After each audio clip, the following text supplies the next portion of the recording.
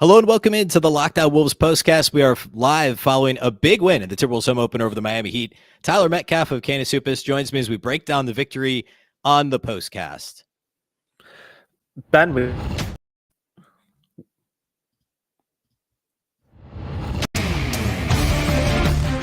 You are Locked On Wolves postcast, part of Locked On Sports Minnesota.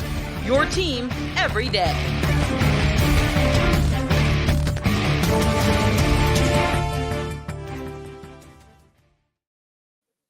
To the Locked On Wolves postcast, part of the Locked On Podcast Network, your team every day. My name is Ben Beecken. I'm the host of Locked On Wolves, filling in for Luke Inman today on the postcast over at Locked On Sports Minnesota. Excited to be joined by Tyler Metcalf from Canis Hoopus and No Ceilings NBA. Tyler, good to see you. Appreciate you joining, and let's talk some Wolves Heat.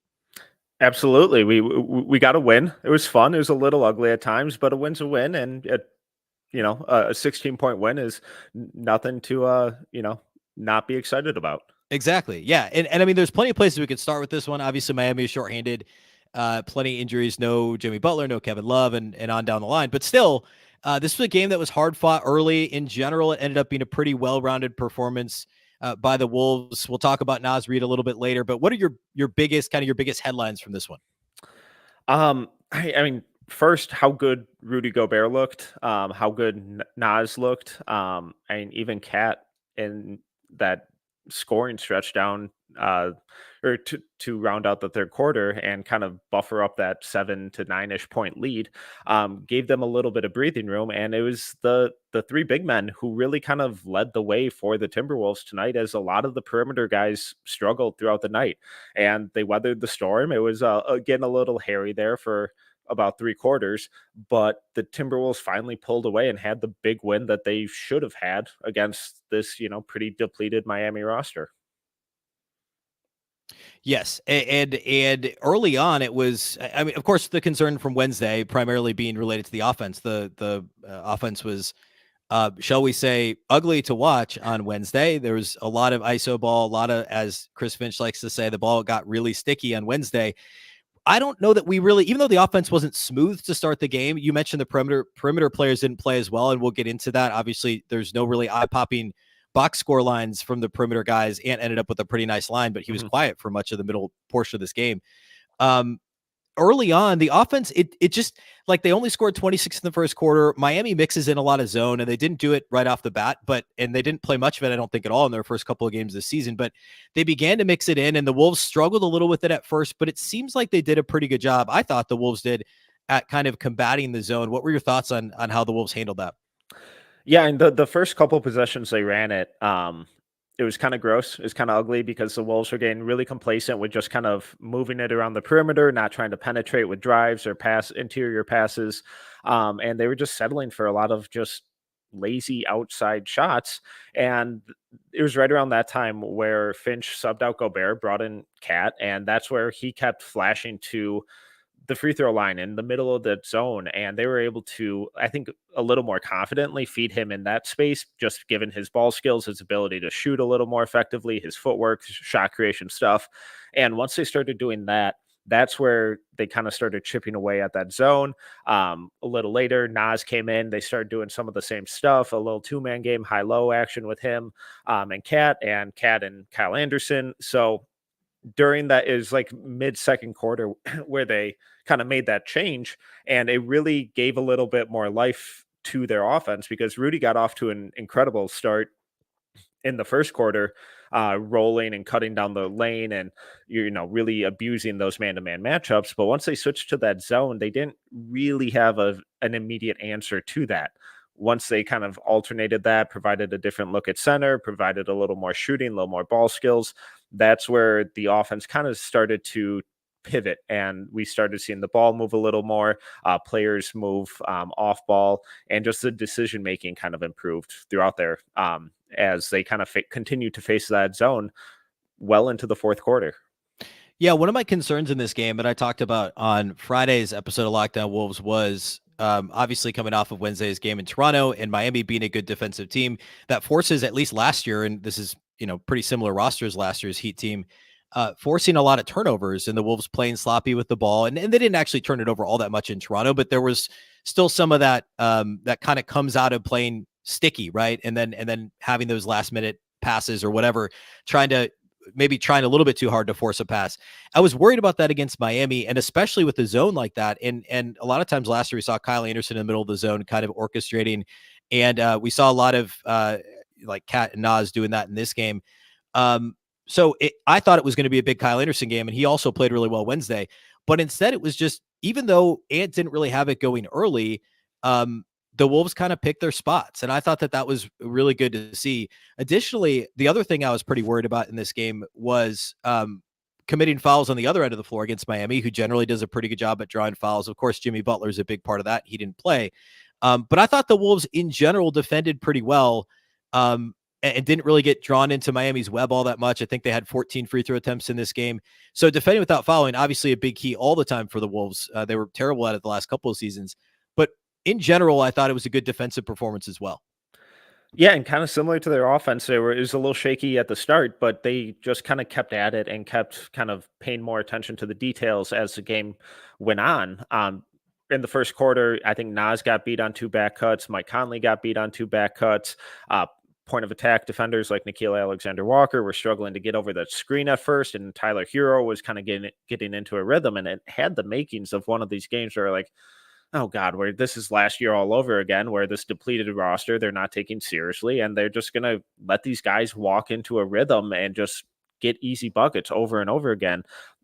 But they kind of figured it out and just kind of kept working through it. Nickeil really got better in the fourth quarter. It was a rough night for him overall, but in that fourth quarter, he really started hounding Tyler Hero on ball, started deflecting, disrupting his ball handling and really showing off his kind of how pesky he is as a on-ball defender. And then Rudy's defense all night was just really, really good.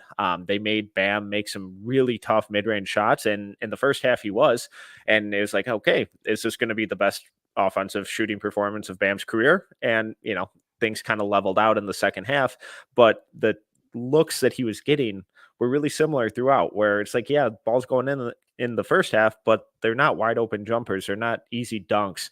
Rudy has a hand in his face, and that kind of same look carried over into the second half, and the water just kind of found its level. Yeah, and it felt like a really overall balanced attack for the Wolves. Certainly the box score bears that out. And you mentioned Nickeil Alexander-Walker. I would say both Alexander-Walker and Troy Brown Jr. to me didn't do a whole lot in the scoring column, right? I think you mentioned this. Nod didn't score until I think the third quarter, and he hit back-to-back buckets there. Troy Brown didn't score at all, but they both kind of add that. This is a statement both in this game and I think in general on this season. They both add that, as I like to call it, do stuff ability to this team, where they're involved in a lot of different areas, obviously defensively, but steals, blocks, loose balls, 50-50 balls, all that stuff, rebounding at both ends of the floor, stuff that this team lacked for much of last season. And obviously Alexander Walker came over at the deadline, but those guys without scoring and combining to shoot 2 of 10 in this game and 1 of 8 from 3, which obviously that needs to be better. But they still contributed positively. There were a couple of big Troy Brown, maybe not big rebounds, but a couple of nice rebounds, a couple of activity type plays that he had. You mentioned Alexander Walker kind of seemed to play better as the game went on. I think that's indicative of this team just being a little bit deeper than what we saw last year. Yeah, it's just that additional size, that additional versatility. And, like you mentioned, Troy Brown's box score, if you miss a game and you're just looking at the box score, you're like, what's the big deal? He, couple rebounds, 0 for 2. Nothing to get super excited about. But then you just look at his size and you look at the length, and then you watch him picking up guys like Kyle Lowry or Tyler Hero full court and just adding that additional pressure and that experience on how to get around a screen. And even when he gets bumped off that initial screen and has to switch and, rotate for a guy who's covering now his man, he's able to do that really seamlessly and communicate that. And you mentioned the rebounding. He only had 2 rebounds, but a couple of those were in traffic late in the game, where it's like where the Timberwolves were kind of looking to pull away and pull ahead and create an even bigger lead. So the fact that he's been really reliable going back to the preseason of being another wing defensive rebounder who can just end possessions and position himself and use his length and athleticism to secure those rebounds is just a really good addition to the overall depth of this team. Let's talk about our title sponsors at Dave. Finances can be so intimidating. That's why you need Dave. Dave can make managing your money so much easier with an interest-free extra cash advance, fee-free goal tracking, and easy ways to find a side hustle to make more money. Dave is the banking app that's leveling the financial playing field. When you download Dave, you could get up to $500 in 5 minutes or less, no credit check, no late fees. It's part of Dave's extra cash account. Advance the money you need with no interest and then settle up later. You can even build credit when you settle up on time. Millions of people have already downloaded the Dave app to make their finances easier. So if you're in a pinch, get the help you need by downloading Dave. Download Dave today at dave.com/LockedOnNBA. That's dave.com/LockedOnNBA. You could get up to $500 in 5 minutes or less. No credit check, no late fees. Download the Dave app now or go to dave.com/LockedOnNBA. For terms and conditions, go to dave.com/legal. Eligibility criteria and instant transfer fees apply. Banking services provided by Evolve, member FDIC. Let's also talk about our friends over at Jase Medical. Jase Medical provides the Jase case, which is a personalized emergency medication kit that contains 5 essential antibiotics that treat the most common and deadly bacterial infections. And it's getting to be fall. It's going to be the holidays, winter. Everybody's traveling. And when you're traveling in the fall and winter season, it's good to be prepared with everything going on in the world, from supply chain to, unrest everywhere. You never know when it's going to be tough to get something that you really need in an emergency. And the Jase case is the best place to get that. And again, that's from Jase Medical. Go to jasemedical.com and enter the code LOCKEDON at checkout for a $20 discount on your order. That's promo code Locked On at Jase Medical, JASE Medical.com. All right, let's talk a little bit about some individual performances in this game.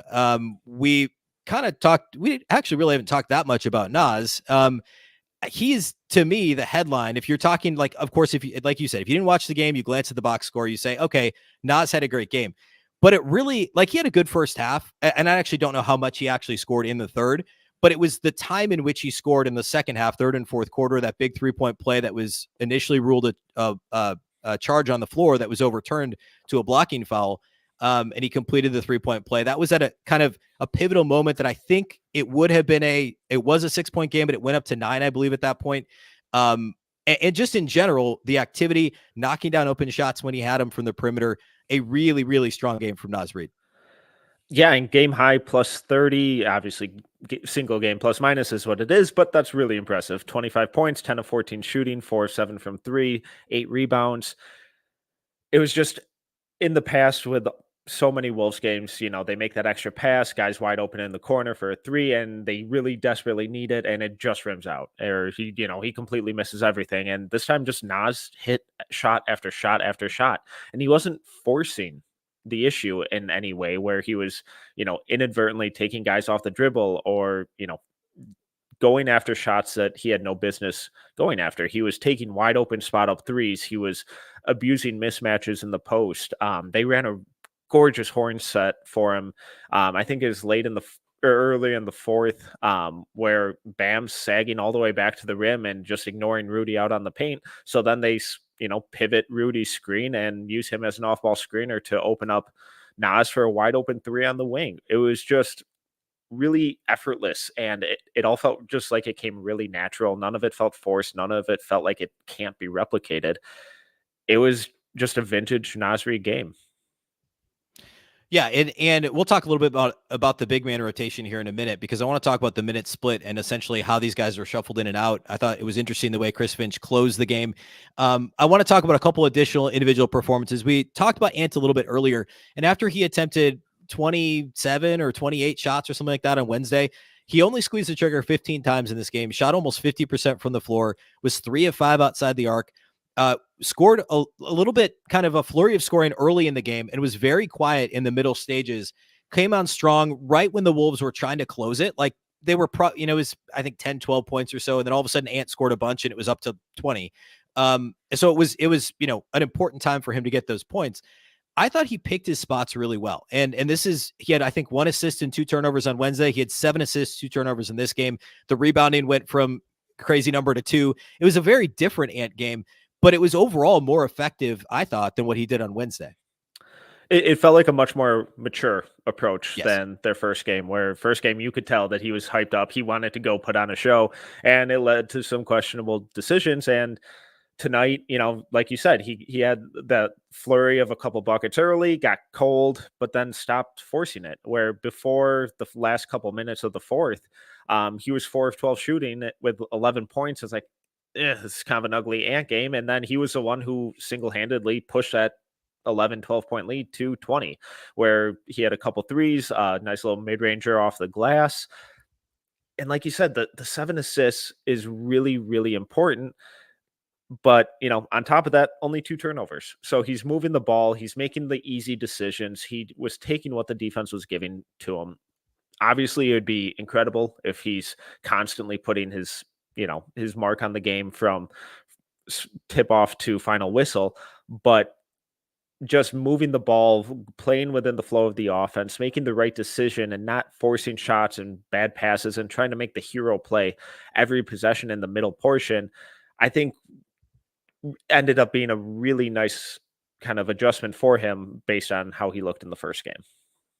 Yeah. And another really strong professional, mature performance, which, we see a lot of these from this player, but Mike Conley really well-rounded in this game, 14 points on 6 of 10 shooting, got aggressive towards the end as the Wolves were trying to build that double-digit lead, ended up 2 of 6 outside the arc. And we saw him knock down a pair of catch and shoot corner threes, which regular listeners of Locked On Wolves know that I have been harping on ever since they got Mike Conley, that, hey, people don't realize this. He's actually a better catch and shoot 3-point shooter than D'Lo. And those moments are exactly what you're looking for. Low usage guy can get you into your offense, and then he's going to get to the right spot at the right time and knock down catch and shoot threes at like a 43% clip. And he was, again, single game plus minus is what it is for individual players, but it was a plus 21, had 5 assists, no turnovers for the starting point guard for the Wolves. A really strong Mike Conley game. And if they could get exactly this line, right? 14, 5 and 4 with no turnovers every night from Mike Conley, they would take it every single night of the year. Yeah, and you talked about the corner threes, and the one that really stands out to me was in the fourth quarter where they forced that turnover. He's looking to push in transition. It's just a 2-on-2 situation, so they didn't really have numbers, and he just kind of calmly pulled it back out to the wing. I think he gave it up to Ant and then relocated back out to the corner. Now it's 3v2. Ant kicks it back to Conley, and he has a wide open corner 3 that he drains. It was just really calm. He got off to a slow start, but it was just that maturity, that experience that kind of carried him through the game and made him one of the most consistent performers, and one of the big and really showed why that this is one of the big reasons they brought him over in the first place. And what really stands out to me was, I think it was early in the fourth when they brought Rudy back on the court and they had Jovic on Rudy and they had Bam on Cat, and they just kept spamming that pick and roll and targeting the Lowry Jovic defensive pairing in the pick and roll over and over and over again. And I think they got 3 or 4 buckets in a row out of it and forced Miami to call a timeout. Let's talk about our friends at PrizePicks. PrizePicks is the largest independently owned daily fantasy sports platform in North America. They're the easiest and most exciting way to play DFS. It's just you against the numbers. Instead of battling against thousands of other players, including pros and sharks, you pick more than or less than on 2 to 6 player stat projections and watch the winnings roll in. It's the most fun I've ever had playing daily fantasy, and you can win up to 25 times your money. Football season is a great time to play. October is really the best sports month of the year. You've got all 4 major sports going right now. And this week on PrizePicks, you could also cross sports on Sunday. The Timberwolves don't play Sunday, but find a random NBA game, pick your favorite over, or pick your favorite more or less than in that game. You could take just football, Lamar Jackson over 2 touchdowns and Jordan Addison over 50 yards receiving, or whatever your favorite is. You can do that over at PrizePicks. Also, with the PrizePicks reboot policy, your entries stay in play even if one of your players gets injured. For NFL games and college football top 25 matchups, if you have a player who exits the game in the first half and does not return in the second, that player is rebooted. PrizePicks is the only daily fantasy sports platform that has injury insurance. Go to prizepicks.com/LockedOnNBA and use the code LockedOnNBA for a first deposit match up to $100. All right, I want to close by talking a little bit about the rotation and a couple interesting things here. Let's start with the big man rotation. So, Rudy Gobert and Karl Anthony Towns each finished with 31 minutes, and Naz Reid finished with 28 off the bench. Both Rudy and Cat had double doubles. Naz had 25 and 8. It was really, really interesting. Cat got hot in the third quarter, and he played the end of the third quarter, and Finch left him on the floor at the start of the fourth, and then he left, and Naz and Rudy closed the game together. And obviously it ended up being a little bit of garbage time at the end, but Cat never came back in the game after he exited kind of, I don't know, like I'm guessing, but like the 10-ish, 9-ish minute mark in the fourth quarter. I thought that was really interesting. And maybe if things had stayed tight, Cat comes back, but obviously Finch was riding the hot hand, and you on some level have the luxury of doing that when you've got three really good bigs like that. But I'm just curious how much this three big rotation shifts as the year goes on. Yeah. And so theoretically, this is why you have three centers like this, is where you can just ride the hot hand when late in the game. You can throw different looks throughout the entire game.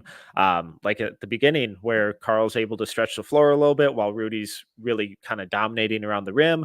And then they go to the zone and Rudy's kind of ineffective entirely on offense. So you're able to throw Cat and Naz out there to kind of provide some more skill and shooting and just agility in the middle of the floor. And then late you're able to put Rudy back out there to kind of shut things down defensively. And Naz was just on fire on offense. So when he's shooting like that and scoring like that, you can't really take him out. I know that Karl's the longest tenured Timberwolf and the highest paid and all of that stuff, but it's like you had a couple fouls, you're not shooting it great.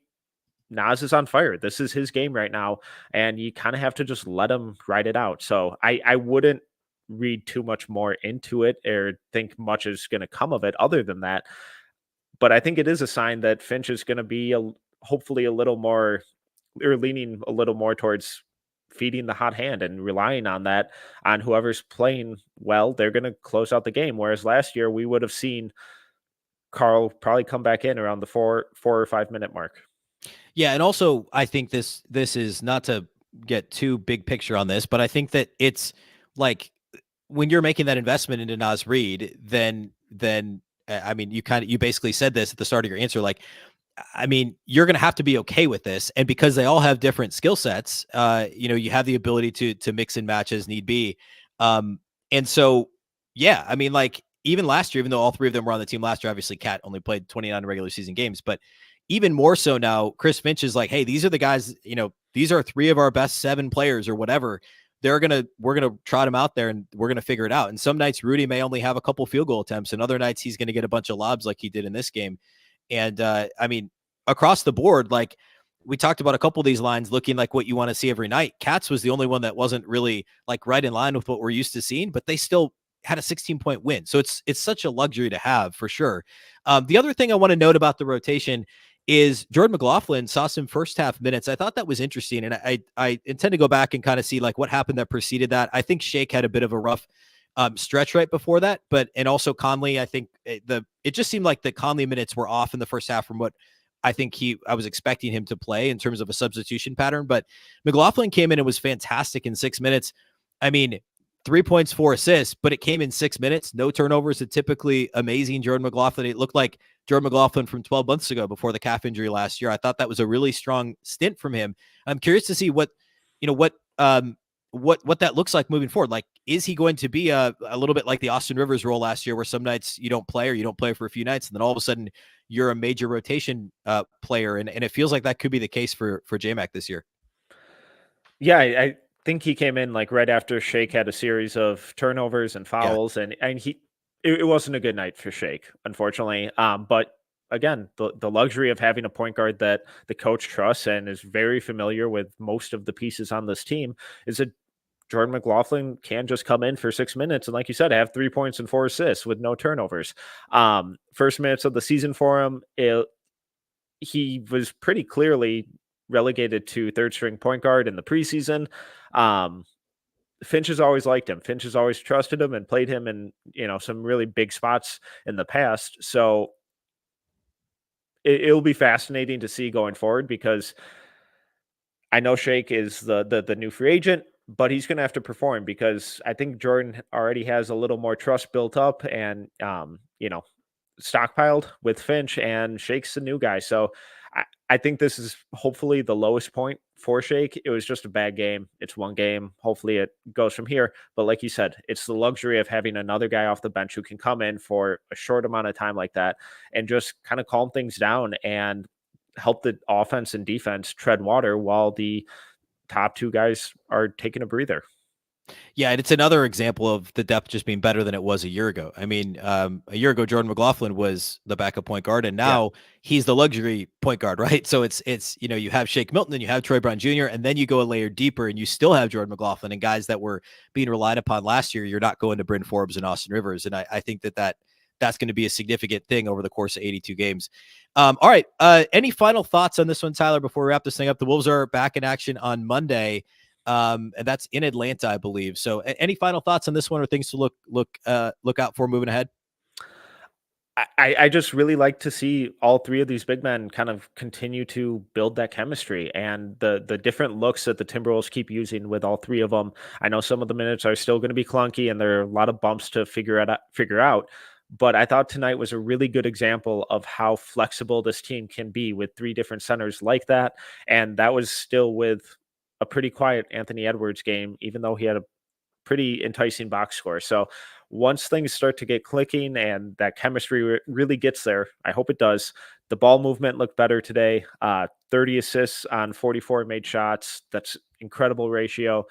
Hopefully this is another step in the right direction where the offense is flowing a little more fluidly. And we still have Jaden McDaniels to integrate back into this team. So I'm very excited. Yeah, maybe we'll see him Monday too. It seems like that's a possibility based on reports of him, playing 5-on-5 and everything the last couple of days. So again, this is Tyler. I'm Ben Beecken with Locked On Wolves. Tyler Metcalf from Canis Hoopus and No Ceilings NBA. This show be a bit of a rotating cast of characters. Typically, Luke Inman will be hosting from Locked On Sports Minnesota. Will be joined by either Tyler from Canis Hoopus or by Jack Borman from Canis Hoopus, who was on the show on Wednesday night following the season opener. So make sure you follow and subscribe to Locked On Sports Minnesota on YouTube. You'll get this postcast. You'll be notified when we go live after every single Wolves game. You can also find it on the audio feed over there. Tonight's will also be on Locked On Wolves. So make sure to check it out in the future in both of those places. Check out Tyler at Canis Hoopus and on Twitter. And for whatever reason, we didn't get our Twitter handles on the screen here today, but Tyler, your Twitter handle is what? At TMetcalf1? TMetcalf11. At TMetcalf11. There you go. So go check out Tyler on Twitter, and we'll see you on Monday night following Wolves Hawks. Have a good night, everybody.